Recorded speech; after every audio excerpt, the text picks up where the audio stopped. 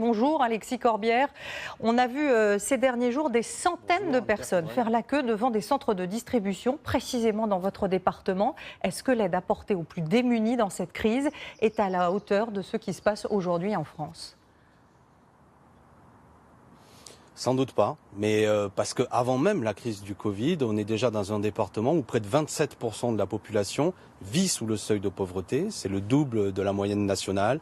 On a beaucoup de gens qui sont dans des emplois précaires et évidemment qui sont très très rudement impactés en raison du confinement que nous connaissons depuis le 11 mars.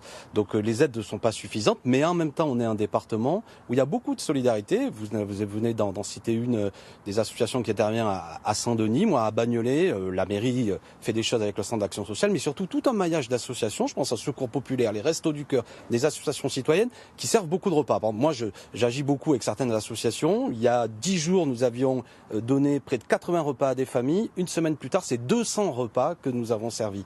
Le problème des gens, vous savez, c'est que souvent, comme les enfants vont plus à l'école, ne mangent pas à la cantine, ça fait un coût supplémentaire.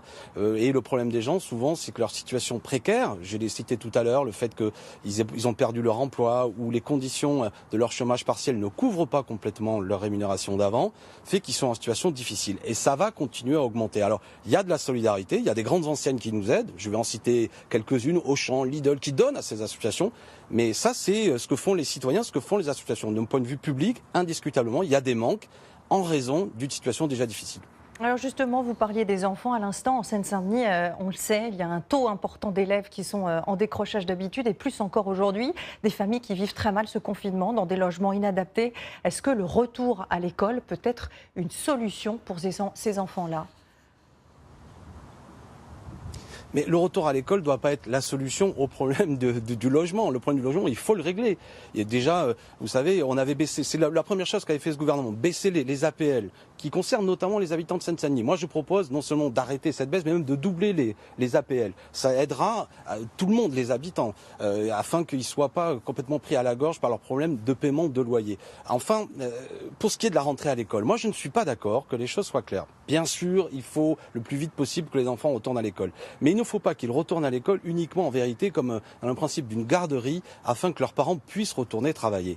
Et je suis assez stupéfait de voir que le ministre de l'Éducation nationale propose en quelque sorte une solution où c'est à la carte, au bon vouloir des parents qui souvent ne savent pas s'ils doivent ramener leurs enfants à l'école ou le laisser à la maison. Ça ne peut pas être une décision individuelle.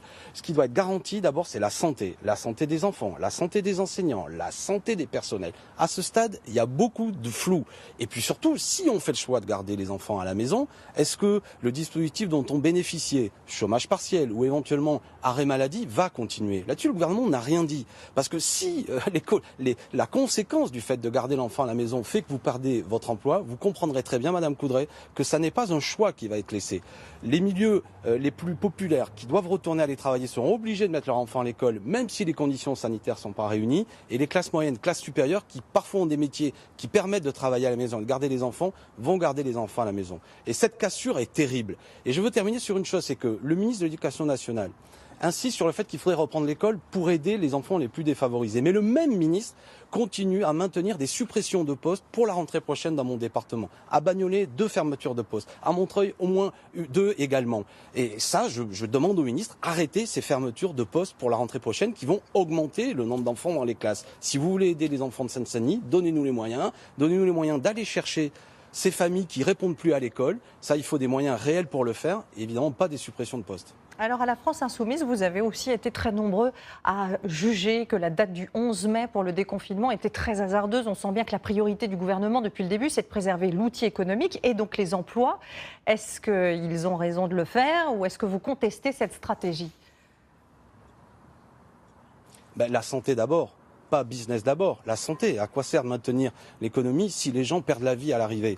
On est aujourd'hui quand même, je veux dire, en Seine-Saint-Denis, le taux de mortalité il a augmenté de 128% par rapport à l'année dernière. Donc moi, je refuse qu'on expose des gens à des dangers. Je refuse qu'on les mette dans des transports où leur santé n'est pas assurée. Je refuse qu'ils reprennent le travail s'ils n'ont pas de masque, qu'ils n'ont pas été testés avec des tests sérologiques qui permettent vraiment de savoir s'ils sont immunisés contre la maladie. Surtout ça, c'est l'inconnu le plus complet. Donc on aurait dû avoir une planification de sortie sortie du confinement, à savoir qu'est-ce que c'est qui est réuni pour que tout le monde ait des masques et pas seulement au bon vouloir des mairies ou des bons vouloirs des citoyens, un dispositif national. Est-ce que la santé est garantie? Et à partir de là, on aurait pu fixer une date. Le gouvernement, lui, il propose d'abord une date et après il dit débrouillez-vous. Débrouillez-vous, il le dit à ses ministres, il le dit aux différents acteurs de l'économie. Mais c'est incroyable, ils ont été, j'ai envie de dire, aussi maladroits et aussi hasardeux dans l'entrée dans le confinement que dans la sortie. Moi, je veux d'abord que nos concitoyens soient protégés. Et c'est absurde de vouloir aujourd'hui faire reprendre le travail sans s'assurer que la reprise du travail ne signifie pas une mise en danger pour nos concitoyens et pour nous-mêmes. Chacun le comprendra, bon sang. Donc là-dessus, le gouvernement cache aussi son impuissance. Écoutez, la félicitation du gouvernement, c'est de dire qu'on a produit en 15 jours 1 million de masques supplémentaires. Un pays comme le Maroc produit 21 millions de masques chaque semaine. Bon sang, on ne peut pas faire la même chose. Pourquoi? Parce qu'on a souvent brisé notre outil industriel. On a laissé des entreprises qui produisaient des masques se délocaliser. Je pense une qui était en Bretagne, qui produisait près de 220 millions de masques chaque année, qui en 2018 a été racheté par des Américains. Le gouvernement n'a rien fait. Et donc on a affaibli la puissance publique. Donc il faut relocaliser l'économie, se donner une indépendance économique sur des questions stratégiques. Et vous en avez cité certains dossiers. C'est un autre monde qu'il faut imaginer. Il faut surtout que la sortie de ce Covid, c'est pas le même monde qui reste là. Il faut un monde plus juste, plus solidaire, avec une vraie réflexion stratégique économique, où notre souveraineté économique, politique soit assurée, que nous puissions être indépendants en médicaments, en système de santé, en économique. Et Merci. Emmanuel Macron, durant ces 3 années de mandat, n'a pas vraiment pris ces décisions. Merci beaucoup Alexis Corbière d'avoir été notre invité ce soir et d'avoir donc réagi à la crise économique et sociale qui est en train de s'ajouter à cette crise sanitaire. Alors,